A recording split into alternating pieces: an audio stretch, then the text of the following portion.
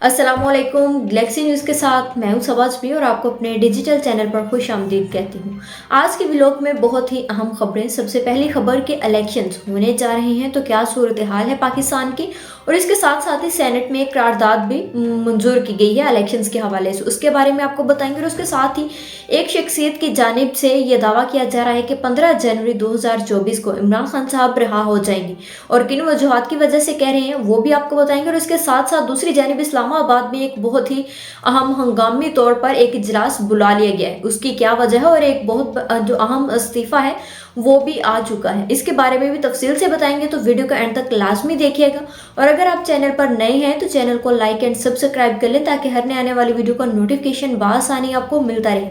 तो सबसे पहले शुरू करते हैं कि पाकिस्तान में इंतखाबात इस वक्त सबसे ज़्यादा बड़ा मसला बना हुआ है। कुछ सियासी रहनुमा की पार्टियों की जानिब से ये कहा जा रहा है कि इंतखाबात होने चाहिए और 8 फरवरी 2024 को ही हो, जबकि दूसरी जानिब एक शख्सियत है जो मौलाना फजल रहमान साहब है, उनकी जानिब से ये भी कहा जा रहा है कि अगर इंतखाबात अगले थोड़े दिन आगे हो जाते हैं तो कोई आसमान नहीं गिर पड़ेगा। तो इस हवाले से कि आज के दिन ही मौलाना फजल रहमान साहब अफगानिस्तान रवाना हो चुके हैं, और उनका ये कहना था कि अफगानिस्तान जाएंगे तो वहाँ पर जाके अमन व अमान की सूरत हाल पर भी बातचीत की जाएगी। और इसके साथ साथ वैसे भी उनकी सियासी रहनुमाओं और उनकी हुकूमत की जानिब से, अफगानिस्तान की जानिब से उन्हें मौलाना फजल रहमान साहब को दावतनामा आया था कि आप आएँ हमारे मुल्क विजिट करें, तो इस वजह से वो चले गए हैं। 7 रुकनी जो सियासी इनके जो शख्सियत थी अहम, वो इनके साथ गई हैं, इस वफ्द में शामिल हैं। लेकिन मौलाना फजल रहमान साहब की जानिब से ये भी कहा गया, और उन्होंने जो सेनेट में गुज़श्ता दिनों इलेक्शन मुलतवी करवाने की करारदाद दी गई थी, उसको जो मंजूर कर ली गई अक्सरियत के साथ, उसकी हमायत की है। मौलाना फजल रहमान साहब ने कहा कि अगर इलेक्शंस थोड़े दिन आगे हो जाते हैं तो कोई आसमान नहीं गिर पड़ेगा, क्योंकि खैबर पख्तूनख्वा के जहाँ से हमने इलेक्शन लड़ना है वहाँ का माहौल ऐसा नहीं है कि हम इंतखाबात आसानी से लड़ सके, और इसके लिए हमारी जो इलेक्शन कैंपेन है वो भी अभी तक स्टार्ट नहीं हो सके। और उन्होंने कहा कि हमारे कारकुनान और जो हमारे रहनुमा हैं उनको तो जलसों में शिरकत करने की इजाज़त ही नहीं दी जा रही, क्योंकि हम अगर ये कहा जाता है कि कोई कारकुनान इनके जलसे में जाएगा तो उन्हें धमकियां दी जा रही हैं। और इसके साथ साथ ही दूसरी जानिब कुछ ये भी है कि एक जो अहम इस्तीफ़ा दिया गया है वो है सेक्रेटरी इलेक्शन कमीशन की जानिब उमर हमीद साहब की जानिब से इस्तीफ़ा दे दिया गया है। और जो वजूहात बताई जा रही हैं वो ये हैं कि उनकी सेहत नासाज थी काफ़ी दिनों से, जिस वजह से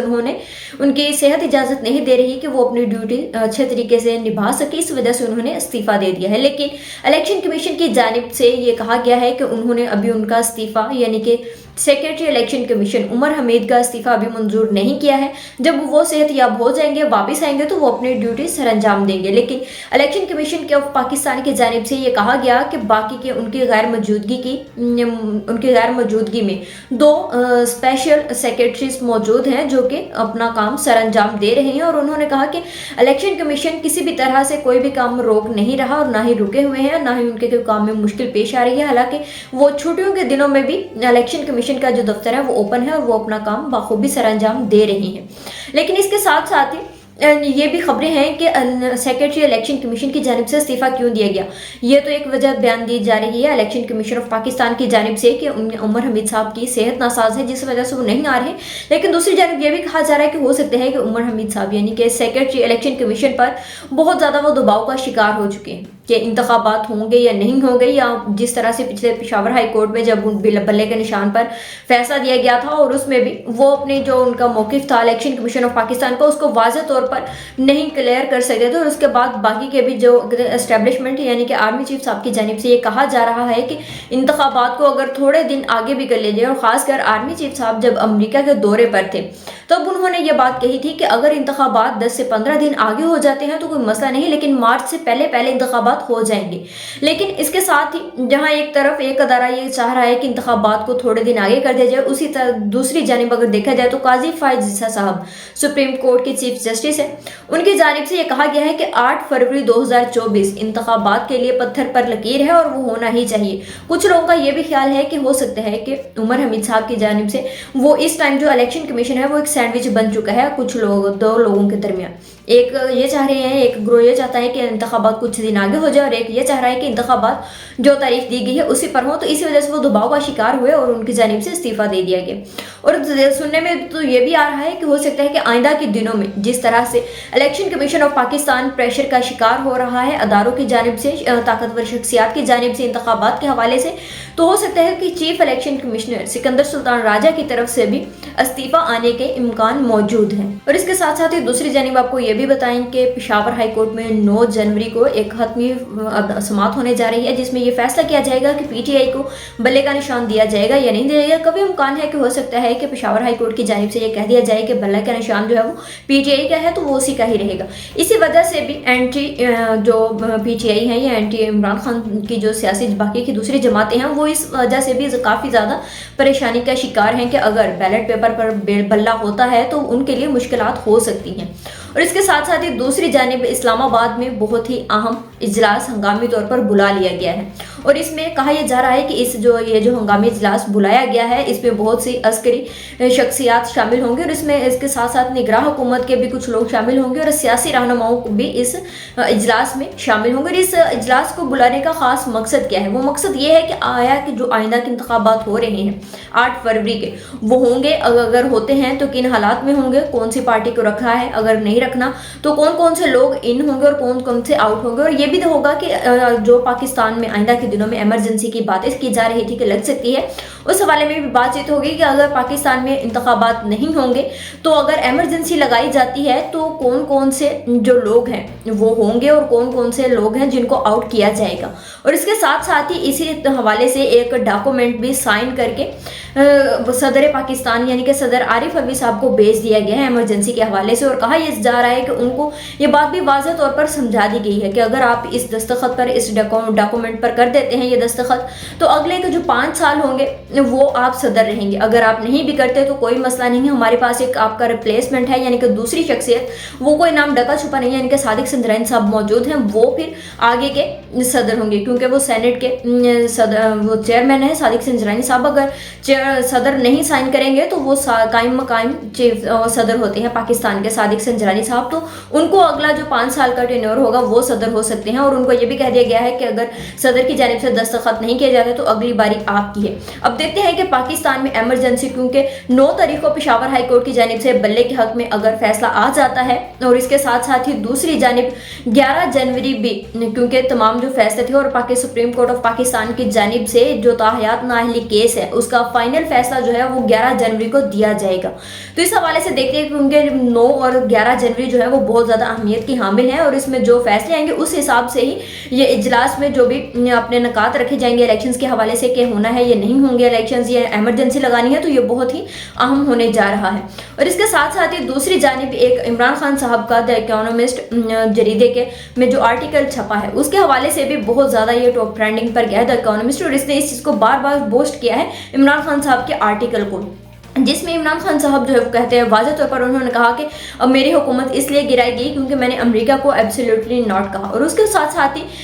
इमरान खान साहब अपने इस आर्टिकल में ये भी लिखते हैं कि आइंदा के जो इंतखाबात होंगे वो साफ़ एंड शफाफ नहीं हो सकते। तो इस हवाले से भी अमेरिका की जानिब से भी पाकिस्तान पर यह दबाव है और ख़ासकर जो आर्मी चीफ साहब वहाँ पर गए थे, मुलाकातें करके आए थे, तो उन्होंने वाज़ेह तौर पर ये बता दिया था कि अगर आप लोग इंतखाबात करवाते हैं, साफ़ और शफाफ करवाते हैं, फिर तो IMF का मुआहदा भी होने जा रहा है 11 जनवरी को। इस हवाले से भी ये बहुत अहम है कि अब फिर ही हमें पैसे दिए जाएंगे अगर साफ एंड शफाफ इंतखाबात होते हैं। अगर इसी तरह से एक ही शख्स को लाने के लिए 60 अरब रुपए ज़ाया करने हैं तो रहने देते हैं, हम आपको पैसे नहीं देंगे। तो इस हवाले से भी ये बहुत अहम है और इस हवाले से ये कहा जा रहा है कि आम इंतखाबात जो होंगे 8 फरवरी को वो बहुत अहमियत के हामिल हैं कि उनको साफ एंड शफाफ करवाया जाए। और जिस पर ये ख़ास तौर पर इमरान खान साहब ने अपने आर्टिकल में ये वाज़ेह तौर पर लिख दिया कि आइंदा के इंतखाबात जो होंगे वो साफ एंड शफाफ नहीं होंगे। और इस चीज़ को इंटरनेशनल लेवल पर भी बहुत ज़्यादा अहमियत दी गई है कि एक उनके साबिक वज़ीर आज़म रह चुके हैं, उनकी जानिब से ये आर्टिकल में वाज़ेह तौर पर लिख दिया गया कि आइंदा के इंतखाबात साफ एंड शफाफ नहीं हो सकते। और इसके साथ साथ ही इसी आर्टिकल में इमरान खान साहब ने